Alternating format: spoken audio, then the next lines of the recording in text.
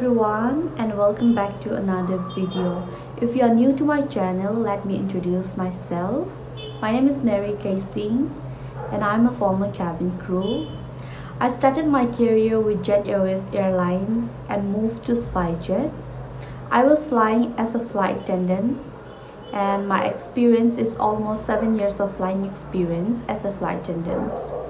I have completed training for different types of aircraft that include Boeing 737-700, 800, 900ER and ATR 72, 500, 72, 600. Bombardier aircraft, it is also called Q400. Last but not least, this is one of my favorite aircraft types, that is Boeing 777-300ER. You know why I'm telling favorite aircraft types? Because they have bunk rest. So what is bunk rest? So whenever there is a long duration flight, we have time to take rest for ourselves. That's why I'll show you here the picture. This is how it look like, bunk rest. So that is my favorite part of this aircraft. So today's topic, let's discuss how Hindi language is important in aviation industry. So if you don't know how to speak Hindi, and if you know, we all know that English is the first language in aviation industry, but when it comes to India, you should know Hindi as well as English.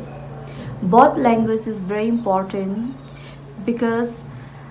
today in this video we will discuss how important Hindi language is in aviation industry in India. Next we will discuss safety and security. So communication is crucial for ensuring safety and security in the aviation industry. We all know that. Clear communication in Hindi between ground staff, pilot and cabin crew, as well as ATC. What is ATC? Air traffic control. They can help prevent accident and incident. That's why Hindi and English, both languages, is very important in aviation industry. So next, Indian aviation regulation mandate the airlines and airport staff should be proficient in Hindi. Because if you are planning to work in India, in our country, then I will tell you guys that Hindi language is very important. Overall, to provide better customer service. I hope now you understand how Hindi language is important. So now I'll tell you some tips if you're planning to just crack the interview, any cabin crew interview, then definitely they will ask you आपका state के बारे में बताओ, आपका family के बारे में बताओ, आप कहाँ से हो, cabin crew क्यों बनना चाहती हो. That question is totally, it's simple. So after asking you lots of English question, the HR will ask you, do you know Hindi? If you say yes, next question they will ask in Hindi. So as I give you some questions just now, know about your state, know about the airlines, know the job responsibility for cabin crew, ground staff. So that's why I should say that it's very important to know Hindi and English, both language. Even in my time when I go for interview, they ask in Hindi. Both language is important in aviation industry. So if you are very weak in Hindi, then I will suggest you to start watching Hindi serial. Start from basic one, Cartoon Network, Doraemon, or you can make friend with non-Manipuri to improve your Hindi. aduna hindi ngang se yam important oye aviation industry da kaigumba hindi ngang bada yam lat pa akoi su yam lat like somehow understand tawe moina ngang pa question hairak pa question aduga fazana ngang ba haidraga su english ka yana ka hai kanda adum interview di line crack tawe but story ama share tawge ai flight pai ringai matamda adu matamda ai se off in charge oina lobane bako off in charge oina lokanda aina before take off akoi overwing the briefing tawningai changba adudo aigi responsibility ne bako as a off in charge aigi responsibility oibage aina changlu kanda moi group ta phamme ko overwing exit that is aircraft Boeing that is aircraft type 737-800 aircraft ne bako Boeing ge aduda chatlaga aina hange sir which language you are prefer because you are seated in the overwing exit I would like to brief you so I give them option Hindi and English aduga moise non Manipuri ne ko aduga moina Nagaland da brief to hai so now you know in aviation industry they never taught Nagaland language only English and Hindi aduna I was like okay if I brief you in Nagaland language sir will you understand and he was like looking at me like this aduga mado okay brief in Hindi so okay I started my briefing I do well briefing how to operate this overwing exit and all I explain them and I asked that you know passenger do you understand or you want me to repeat the briefing and he was like okay I khangle aduna akoi especially notice ki akoi ko brother and sister mayam se flight ta chatpa kan so akoi gi sak se am tungan banina adumai adum hangakani bako nang Hindi the briefing tawo English the briefing tawo that is only two languages ko allowed to ba two languages ka tane allowed to ba aviation industry da aduga man Nagaland gi language the brief to hai kanda ai se ai Nagaland lon khangde hai de bako aduna aina hai aina Nagaland lon da lo laga briefing tawradi nang khangani ra hai aduga ma tumin laikre aduna Hindi da oina briefing tawro hai Hindi do yam luwe ba hoji akoi ne cham na khana kha liya ko aap kaha se adugo ma Hindi na te ba ko yam kuppa Hindi ne ba adu ai briefing taw kana ma se aina haire na understand tawra na traga nang ai amuka repeat tawira Hindi da haire ga ma da dum yenga ga ai understand tawre haye understand tawre ha bi da ai che dum tokre ba ko aduna sometime adum mapan lamda ko imphal gi mapan lamda thabak taw kanda adugum su yam thengna gani so better to know Hindi kaino ha kana mi me am je nang Hindi hairamoi haina tawni ba adudo utlo nang Hindi haibido mi kan am da chawa ngamoi nongon adu haidi singju singba tawne mapan lamda lega thabak taw haibidi ko asi lorega I Jet Airways resign tawga ina SpiceJet join taw kanda akoi crew briefing layeba ko crew mayam ko phamlaga before every flight ta briefing tawe briefing taw kana kai no moina hangning ma question hangba yai ko senior cabin crew L1 na ko moina hangning ma question hangba yai ba kanda ma na question hanga ise adu question hangba matam de adum phajana khumba ko aduga experience so share tawbane ba nang flying experience leibra kamba airline sigi experience kya muk tala leibra aircraft types kamba paibra share your experience haiba adunu mitsa ina share tawning deba because that day I feel so lazy honestly speaking aduna adum thuna loishaning mada briefing do aduda ai experience share tawdre I act like a fresher dawna kaino tawre adunu mito ai se adum every time share tawdo adum wasalakpa nomade adum laina mi oi ba habdi talakpa numito aduda aina share tawdre adunu mita tawdabi da ai adum lairaga ai se galley crew aisina kaino passenger gi chaba thapagi cow special meal adu loina maki meal request lakpa mayam se aina handover lodoi ne ba adu atum laire ba ko aduna ai inda haida budu da akoi gi chatminna ba ko staff singna ai se yamna new crew ne haina ꯈꯟꯕꯗꯨꯗ ꯊꯕꯛ ꯃꯌꯥꯝꯁꯦ ꯑꯩꯉꯣꯟꯗ ꯉꯥꯛꯇ ꯄꯤꯔꯛꯀꯦ ꯇꯧꯕ ꯑꯁꯤꯁꯦ ꯑꯗꯨꯃꯥꯏꯅ ꯇꯧꯕꯅꯦꯕ experience ꯁꯤꯌꯔ ꯇꯧꯕꯅꯗꯤ ꯐꯩꯌꯦ ꯕ꯭ꯔꯤꯐꯤꯡꯗꯀꯣ ꯑꯗꯨꯗ ꯑꯗꯨꯝ ꯊꯕꯛꯁꯦ ꯑꯩꯉꯣꯟꯗ ꯉꯥꯛꯇ ꯄꯤꯔꯛꯀꯦ ꯇꯧꯕ ꯀꯥꯟꯗ ꯑꯩꯁꯦ ꯈꯪꯕ꯭ꯔꯥ ꯑꯩꯉꯣꯟꯗ ꯑꯉꯥꯡꯗꯧꯅ ꯇ꯭ꯔꯤꯠ ꯇꯧꯕ ꯀꯥꯟꯗ ꯑꯩꯁꯦ ꯌꯥꯝ ꯁꯥꯎꯅꯤꯡꯉꯦꯕꯀꯣ ꯑꯗꯨꯗ ꯑꯩꯅ ꯍꯥꯏꯔꯦ ꯅꯪ ꯀꯩꯒꯤꯅꯣ ꯅꯪꯒꯤ ꯊꯕꯛ ꯇꯧꯗ꯭ꯔꯒ ꯑꯩꯉꯣꯟꯗ ꯑꯗꯨꯝ ꯄꯤꯔꯛꯏꯁꯦ ꯅꯪꯒꯤ ꯊꯕꯛꯁꯦ ꯑꯩꯅ ꯍꯥꯏꯔꯦꯕꯀꯣ ꯑꯗꯨꯗ ꯊꯕꯛꯁꯦ ꯑꯗꯨꯝ ꯍꯦꯜꯞ ꯇꯧꯃꯤꯟꯅꯕꯗꯤ ꯌꯥꯏꯕꯀꯣ ꯕꯠ ꯈꯪꯕꯅꯦ ꯑꯁꯤꯁꯦ ꯃꯥ ꯇꯧꯒꯦ ꯍꯥꯏꯅ ꯇꯧꯔꯛꯄ ꯊꯕꯛꯁꯦ ꯌꯥꯝꯍꯟꯒꯦ ꯍꯥꯏꯅ ꯌꯥꯝꯍꯟꯒꯦ ꯍꯥꯏꯅ ꯄꯤꯔꯛꯄ ꯃꯥꯒꯤ ꯊꯕꯛꯄ ꯑꯩꯉꯣꯟꯗ ꯇꯧ ꯍꯥꯏꯕ ꯅꯠꯇ꯭ꯔꯒ ꯅꯪꯅ ꯍꯪꯗꯣꯏꯅꯦ ꯀꯩꯒꯤꯅꯣ ꯅꯪꯒꯤ ꯊꯕꯛꯁꯦ ꯑꯩꯅ ꯇꯧꯗꯣꯏꯁꯦ ꯍꯥꯏꯕꯗꯤ ꯑꯩꯈꯣꯏ ꯀꯦꯕꯤꯟ ꯀ꯭ꯔꯨꯁꯦ ꯃꯥꯒꯤ ꯄꯣꯖꯤꯁꯟꯗ ꯃꯥꯒꯤ ꯊꯕꯛ ꯂꯩꯕꯀꯣ ꯑꯗꯨꯗꯣ ꯐꯖꯅ ꯇꯧꯕꯤꯔꯗꯤ no one can eat your job ꯑꯗꯨ ꯑꯃ ꯂꯩꯔꯦ ꯑꯗꯨꯗ ꯃꯥꯁꯦ ꯊꯕꯛ ꯑꯗꯨꯝ ꯄꯤꯔꯛꯀꯦ ꯇꯧꯕ ꯀꯥꯟꯗ ꯑꯩꯅ ꯂꯥꯁꯇ ꯍꯥꯏꯔꯦ ꯅꯪꯒꯤ ꯊꯕꯛ ꯁꯨꯛꯇꯧ ꯇꯧꯗ꯭ꯔꯒ ꯅꯪꯅ ꯀꯩꯒꯤꯅꯣ ꯑꯗꯨꯃꯥꯏꯅ ꯐꯝꯔꯒ ꯑꯩꯉꯣꯟꯗ ꯊꯕꯛ ꯄꯤꯔꯛꯏꯁꯦ ꯑꯩꯅ ꯍꯥꯏꯕ ꯑꯗꯨꯗ ꯃꯥꯁꯦ ꯑꯗꯨꯃꯥꯏꯅ ꯃꯨꯟꯅ ꯌꯦꯡꯉꯛꯄꯗꯨꯗ ꯑꯩꯅ ꯍꯥꯏꯔꯦꯀꯣ ꯅꯪꯒꯤ ꯊꯕꯛꯇꯤ ꯐꯖꯅ ꯇꯧꯋꯣ ꯑꯩꯁꯨ ꯑꯩꯒꯤ ꯊꯕꯛ ꯇꯧꯋꯦ ꯅꯪꯅ ꯀꯩꯒꯨꯝꯕ ꯉꯝꯗ꯭ꯔꯒꯗꯤ ꯍꯦꯜꯞ ꯄꯥꯝꯕꯗꯨꯗꯤ ꯑꯗꯨꯗꯤ ꯑꯃꯅꯦ ꯑꯗꯨꯕꯨ intentionally ꯊꯕꯛ ꯑꯩꯉꯣꯟꯗ ꯌꯥꯝꯍꯟꯕꯗꯨꯗꯤ ꯑꯩꯁꯨ ꯄꯥꯝꯗꯦꯕꯀꯣ ꯇꯁꯦꯡꯅ ꯍꯥꯏꯔꯀꯥꯟꯗ ꯑꯗꯨꯗ ꯃꯥꯁꯦ ꯌꯦꯡꯉꯛꯑꯒ ꯇꯨꯃꯤꯟ ꯂꯩꯕꯗꯨꯗ ꯂꯥꯁꯇ ꯃꯥꯁꯦ ꯍꯪꯉꯛꯑꯦ ꯑꯩꯉꯣꯟꯗ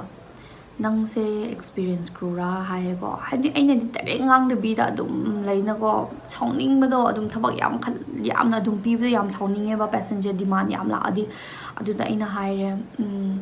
ꯍꯣꯏ ꯑꯩ ꯉꯁꯥꯏ ꯕ꯭ꯔꯤꯐꯤꯡꯗ ꯍꯥꯏꯗ꯭ꯔꯤꯕꯗꯣ ꯀꯩꯅꯣ ꯍꯥꯏꯔꯀꯥꯟꯗ ꯑꯩꯈꯣꯏ ꯅꯣꯔꯠ ꯏꯁꯀꯤ ꯃꯤꯁꯤꯡꯁꯦ ꯑꯩꯈꯣꯏꯅ ꯑꯦꯛꯁꯄꯤꯔꯤꯌꯦꯟꯁ ꯁꯤꯌꯔ ꯇꯧꯔꯗꯤ ꯅꯣꯏꯁꯦ ꯑꯩꯈꯣꯏꯕꯨ ꯔꯦꯁꯄꯦꯛ ꯇꯧꯋꯦ ꯑꯗꯨꯅ ꯑꯩ ꯉꯁꯥꯏꯗꯣ ꯇꯟꯕꯒꯤ ꯍꯥꯏꯗꯕꯅꯦ ꯑꯩꯒꯤ ꯑꯦꯛꯁꯄꯤꯔꯤꯌꯦꯟꯁꯁꯦ ꯁꯤꯃꯨꯛ ꯌꯥꯝꯃꯦ ꯍꯥꯏꯕꯗꯣ ꯀꯩꯒꯤꯅꯣ ꯍꯥꯏꯔꯀꯥꯟꯗ ꯅꯣꯏꯒꯤ ꯃꯑꯣꯡꯗꯣ ꯌꯦꯡꯉꯦ ꯍꯥꯏꯅ ꯇꯧꯕꯅꯦ ꯑꯩꯅ ꯀꯥꯗꯅ ꯑꯗꯨꯃꯥꯏꯅ ꯈꯨꯝꯔꯦꯕ ꯑꯗꯨꯗ ꯃꯥꯁꯦ ꯂꯥꯁꯇꯗꯤ not even 1 years of flying experience ꯃꯥꯗꯣꯀꯣ ꯑꯗꯨꯗꯣ ꯃꯥꯗꯣ ꯑꯄꯣꯂꯣꯖꯥꯏꯁ ꯇꯧꯋꯦ ꯑꯗꯨꯅꯦ ꯁꯝꯇꯥꯏꯝ ꯀꯣ ꯇꯨꯃꯤꯟꯅ ꯂꯩꯕꯁꯨ ꯑꯃꯔꯣꯝ ꯍꯥꯏꯗꯤ ꯀꯟꯅꯗꯦ ꯅꯪꯒꯤ ꯑꯦꯛꯁꯄꯤꯔꯤꯌꯦꯟꯁ ꯑꯗꯨꯝ ꯁꯤꯌꯔ ꯇꯧꯊꯣꯛꯄ ꯕ꯭ꯔꯤꯐꯤꯡꯗ ꯑꯗꯨꯒ ꯈꯪꯍꯟꯕꯀꯣ ꯑꯗꯨꯅ ꯈ꯭ꯋꯥꯏꯗꯒꯤ ꯕꯦꯁꯅꯦ ꯍꯥꯏꯕꯗꯤ ꯑꯩꯒꯤꯗꯁꯨ ꯂꯔꯟ ꯇꯧꯈ꯭ꯔꯕꯅꯤꯅꯀꯣ ꯑꯗꯨꯅ ꯐ꯭ꯂꯥꯏꯠ ꯆꯠꯄ ꯀꯥꯟꯗ ꯑꯣꯏꯔꯁꯨ ꯍꯤꯟꯗꯤ ꯂꯣꯟ ꯉꯥꯡꯕ ꯍꯩꯕꯁꯦ ꯌꯥꯝꯅ ꯅꯨꯡꯉꯥꯏꯕꯅꯦ ꯊꯕꯛ ꯇꯧꯃꯤꯟꯅꯕ ꯑꯩꯈꯣꯏꯒꯤ ꯀꯣ ꯋꯥꯀꯔ ꯃꯌꯥꯝꯒ ꯊꯕꯛ ꯇꯧꯃꯤꯟꯅꯕꯁꯦ ꯌꯥꯝꯅ ꯅꯨꯡꯉꯥꯏꯕꯅꯦ ꯍꯥꯏꯕꯗꯤ ꯃꯤꯒꯤ ꯂꯣꯟ ꯈꯪꯕ ꯍꯥꯏꯕꯁꯦ ꯃꯣꯏꯅꯁꯨ ꯌꯥꯝ ꯅꯨꯡꯁꯤꯕꯅꯦꯕ ꯑꯩꯈꯣꯏꯅ khitang ꯂꯩꯅꯀꯣ ꯌꯥꯝ ꯈꯣꯏꯅ ꯍꯤꯟꯗꯤ ꯂꯣꯟꯗ ꯈꯨꯝꯕꯁꯨ ꯈꯔ ꯃꯤꯅꯗꯤ ꯑꯗꯨꯝ ꯂꯩꯅ encourage ꯇꯧꯕ ꯅꯪꯒꯤꯗꯣ ꯍꯤꯟꯗꯤꯗꯣ ꯌꯥꯝ ꯀ꯭ꯌꯨꯠ ꯑꯣꯏꯌꯦ ꯀꯣ ꯉꯥꯡꯕ ꯍꯩꯔꯝꯗꯧꯕꯁꯨ ꯃꯥꯟꯗꯦ ꯑꯗꯨꯕꯨ ꯌꯥꯝꯅ ꯍꯩꯔꯝꯃꯦ ꯀꯥꯏꯅ ꯑꯗꯨꯒꯨꯝꯕ ꯀꯣꯝꯄ꯭ꯂꯤꯃꯦꯟꯠꯁ ꯃꯌꯥꯝ ꯄꯤꯔꯛꯄ ꯀꯥꯟꯗ ꯑꯗꯨꯝ ꯍꯔꯥꯎꯕꯅꯦꯕ ꯑꯗꯨꯅꯅꯦ ꯍꯤꯟꯗꯤꯒ ꯏꯪꯂꯤꯁꯁꯦ ꯌꯥꯝ ꯏꯝꯄꯣꯔꯇꯦꯟ ꯑꯣꯏ ꯑꯩꯈꯣꯏ ꯅꯣꯔꯠ ꯏꯁꯀꯤ ꯃꯤꯗꯤ somehow ꯏꯪꯂꯤꯁꯇꯤ ꯌꯥꯝ ꯂꯥꯏꯅ ꯍꯥꯏꯕ ꯉꯝꯃꯦ ꯑꯗꯨꯕꯨ ꯍꯤꯟꯗꯤꯗ ꯍꯪꯈ꯭ꯔꯗꯤ ꯏꯟꯇꯔꯚ꯭ꯌꯨ ꯃꯇꯝꯗꯁꯨ ꯑꯩ ꯌꯥꯝ ꯊꯦꯡꯅꯩꯕꯀꯣ ꯑꯩꯅ ꯇ꯭ꯔꯦꯅꯤꯡ ꯄꯤꯈꯤꯕ ꯑꯩꯈꯣꯏꯒꯤ ꯁ꯭ꯇꯨꯗꯦꯟ ꯃꯌꯥꯝ ꯑꯗꯨꯗ ꯃꯣꯏꯁꯦ ꯍꯤꯟꯗꯤ ꯍꯪꯉꯀꯥꯟꯗ ꯃꯣꯏꯁꯦ ꯑꯗꯨꯃꯥꯏꯅ ꯈꯪꯕꯒꯨꯝꯅ ꯂꯩꯅ ꯀꯟꯐꯤꯗꯦꯟꯁꯇꯣ ꯂꯩꯔꯛꯇꯕ ꯍꯥꯏꯕꯗꯤ ꯉꯥꯡꯊꯣꯛꯄ ꯍꯩꯔꯁꯨ ꯑꯩꯈꯣꯏ ꯃꯅꯤꯄꯨꯔꯗꯗꯤ ꯄꯥꯛ ꯉꯥꯡꯗꯦꯅ ꯍꯤꯟꯗꯤ ꯑꯗꯨꯅ ꯇꯪ ꯇꯥꯏꯠꯇꯣ ꯇꯧꯋꯦꯕ ꯑꯗꯨꯒꯤꯅꯦ ꯑꯗꯨꯅ ꯀꯩꯝꯇ ꯈꯜꯂꯨꯅꯨ ꯌꯥꯝ ꯂꯥꯏꯕꯅꯦ ꯏꯟꯇꯔꯚ꯭ꯌꯨ ꯏꯁ ꯅꯊꯤꯡ ꯏꯟꯇꯔꯚ꯭ꯌꯨꯗꯤ ꯀꯩꯝꯇ ꯅꯠꯇꯦꯀꯣ ꯑꯩꯅ ꯍꯥꯏꯁꯤꯅꯤ ꯏꯟꯇꯔꯚ꯭ꯌꯨꯗ ꯀ꯭ꯂꯤꯌꯔ ꯇꯧꯔꯦ ꯍꯥꯏꯗꯤ ꯌꯥꯝ ꯍꯔꯥꯎꯕꯗꯣ ꯑꯣꯏꯅꯨ ꯇ꯭ꯔꯦꯅꯤꯡꯁꯦ ꯌꯥꯝ ꯂꯨꯑꯦ ꯇ꯭ꯔꯦꯅꯤꯡ ꯀꯣ ꯂꯥꯏꯔꯤꯛ ꯄꯥꯅꯤꯡꯗꯕ ꯑꯗꯨꯒ ꯀꯦꯕ ꯑꯗꯨꯒ ꯄꯦꯁꯦꯟꯖꯔ ꯁꯔꯚ ꯇꯧꯕꯒꯤ ꯈꯛꯇ ꯑꯗꯨꯒ 5-star ꯍꯣꯇꯦꯜꯗ ꯂꯩꯕꯒꯤ ꯈꯛꯇ ꯑꯣꯏꯔꯗꯤ ꯀꯦꯕꯤꯟ ꯀ꯭ꯔꯨꯁꯦ ꯅꯪꯒꯤ ꯖꯣꯕ ꯅꯠꯇ꯭ꯔꯦ ꯀꯩꯅꯣ ꯍꯥꯏꯔꯀꯥꯟꯗ ꯀꯦꯕꯤꯟ ꯀ꯭ꯔꯨꯒꯤ ꯂꯥꯏꯐꯁꯦ ꯂꯥꯏꯔꯤꯛꯁꯨ ꯄꯥꯒꯅꯤ ꯑꯗꯨꯒ ꯍꯧꯖꯤꯛ ꯑꯅꯧꯕ ꯑꯞꯗꯦꯠ ꯃꯌꯥꯝꯁꯨ ꯅꯪ ꯑꯞꯗꯦꯠ ꯇꯧꯗꯕ ꯌꯥꯗꯦ ꯑꯗꯨꯒ 5-starꯒꯤ ꯂꯩꯅ ꯕꯤꯖꯤꯅꯦꯁ ꯀ꯭ꯂꯥꯁꯀꯤ ꯄꯦꯁꯦꯟꯖꯔ ꯑꯗꯨꯒ ꯐꯥꯔꯁ ꯀ꯭ꯂꯥꯁꯀꯤ ꯄꯦꯁꯦꯟꯖꯔꯗ ꯅꯪ ꯀꯃꯥꯏꯅ ꯑꯦꯄ꯭ꯔꯣꯆ ꯇꯧꯒꯅꯤ ꯀꯣ ꯋꯦꯜꯀꯝ ꯇꯧꯒꯅꯤ ꯍꯥꯏꯕꯗꯣ ꯑꯗꯨꯒꯨꯝꯕ ꯃꯌꯥꯝ body etiquette the way you carry your self ꯑꯗꯨ ꯃꯌꯥꯝꯗꯣ ꯇꯥꯛꯂꯛꯀꯅꯤꯀꯣ ꯑꯗꯨꯅ ꯀꯦꯕꯤꯟ ꯀ꯭ꯔꯨ ꯑꯣꯏꯒꯦ ꯍꯥꯏꯔꯗꯤ ꯀꯩꯅꯣ ꯅꯪꯅ ꯗꯤꯗꯤꯀꯦꯠ ꯇꯧꯗꯣꯏꯁꯦ ꯅꯪꯒꯤ ꯂꯥꯏꯐꯇꯣ ꯍꯥꯏꯗꯤ ꯑꯩꯉꯣꯟꯗꯕꯨ ꯍꯥꯏꯌꯣ ꯍꯥꯏꯔꯗꯤꯀꯣ ꯇꯨꯝꯕꯁꯦ ꯆꯥꯡ ꯅꯥꯏꯗꯕꯅꯦ cabin ꯀ꯭ꯔꯨꯒꯤ ꯂꯥꯏꯐꯇꯀꯣ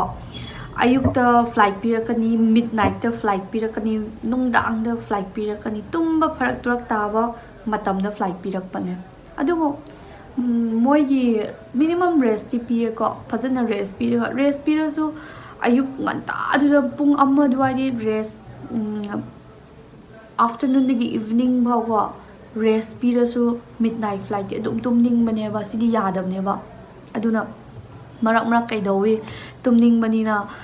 flight ta noma ai tumdabi chatkibasu yawe flight ta haibidi tumbadu yadaba matamdu yam chanadaba aduna asi flight ti ai tumthokradi ai flight miss tawdo male flight chu miss tawba yade warning letter gumba chagani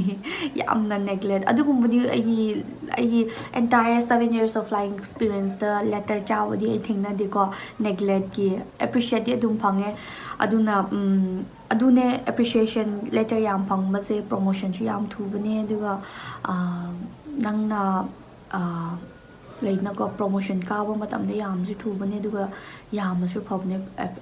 appreciation letter phangbase mi passenger ki complaint yamadi as pharak am tawne ko adune ma lere aduga flight paiba habse nitigi flight nitigi like na boring di chude si thabak se yamna nuwai si thabak se kaino harkanda every day new destination new place ko yam boring chude new crew aduga new pilot ko new ground staff de dum thengna kani ban nanga thabak tongmina ba nangi co-worker mayam ni ti no dum sillaga tina loina doine ba aduna yamna singna loina hindi ga english pa jana khangdo o aduga asi line se yamna independent su oibane aduna glamorous life ta kakta khangano asi life se glamorous life ti hoi definitely phangne ko company na yam nangbu yamna pamper di tawni adubu nangbu pamper tawba matik nangna su company bu pi doine ba ko 50% company na nangona support tawani nangju 50% and 70% nangsu nasada leiba skill khangde nangna skill khangda natana nangi life su pitho ine ba cabin crew gi life se aduna ground staff se kai salary yam da ba no har kana ground staff ti ground da leiba ine ba ko ground crew ne ba moi se aduna moi gi life ti am risk oideba cabin crew gi life se kamai risk oige har kanda akoi di anything can happen ko after take off flight ki door do close toraga take off to kana anything can happen aduna ne akoi gi life se risk to su leire aduna phajana passenger mayam bu treat to biba aduna akoi aina training torakpa kana akoi gi jet airways ki airline se am phajaba wa hai ama amuk adum tak pi ba ko nangna passenger se nangi family member ne khanna treat tawo kaiguma noi family member so atopa airlines ta pai kanda crew mayam na phajana tawbi jodi nangchu nungai roi aduna nangi family member ne haina phajana treat tawo haibne ba adune akoi gi se cabin crew life se yamsu nungai yamsu boring chude adu khakta natana training su yam enjoy tawbne training se 3 months ne ko cabin crew gi de aduda salary de dum sara ani the experience gina experience sara kani aduga fresher gina fresher talop tumana sara kani aduna asigi handaki aina last announce tawdoi se handaki date 10 April 2023 da hotel Imphal da amuka Air India Express ki interview amuka leirobne adudo only female requirement laye moi se adudo ai high criteria kitang haijege high criteria se 157 centimeter ne Air India Express se Air India Limited china 155 centimeter adugi confused to lai bigano kaiguma 157 yodre khala se nang domicile leiradi domicile certificate parega dum nang yamna bu hairadi ngangba sakpa presence of mind leiradi moina yam pamadi definitely moina nangona accept tawani adubu hindi ga english ti yam strong oina leidoini kaigumba hindi ga english se yam sole haraga di adum contact tawrakku aphaba institute da aina recommend tawjage mayambu aduna ngasi gi video di how hindi is very important in aviation industry ye akoi mayam discuss tawkre aina su khali no ye doubt mayam do clear tawamani haina aduna mathangi video da karamba video mu ko same karamba video leina nangna pamba video aduga nangna khangning ba question leiragadi adum DM tawrao Facebook Instagram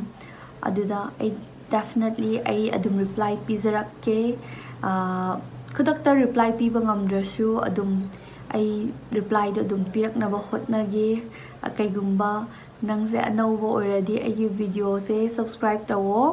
aduga ai video se share tawiyo ai video da ꯑꯅꯝꯕ ꯑꯩꯁꯦ cabin ꯀ꯭ꯔꯨꯒꯤ ꯑꯩꯈꯣꯏ ꯏꯝꯐꯥꯜꯗ ꯂꯥꯛꯄ air ꯍꯣꯁꯇꯦꯁꯀꯤ interview date location ꯑꯗꯨꯝ update ꯇꯧꯕꯅꯤ ꯑꯗꯨꯅ ꯍꯧꯖꯤꯛꯀꯤꯗꯤ ꯌꯥꯝꯅꯁꯨ ꯊꯦꯡꯂꯦ ꯇꯨꯝꯅꯤꯡꯉꯥꯏ ꯇꯧꯔꯒꯦ ꯃꯌꯥꯝ see you in my next video ꯑꯗꯨ ꯃꯊꯪꯒꯤ ꯚꯤꯗꯤꯑꯣꯗ ꯑꯃꯨꯛꯀ ꯊꯦꯡꯅꯔꯁꯤ so bye for now everyone and good night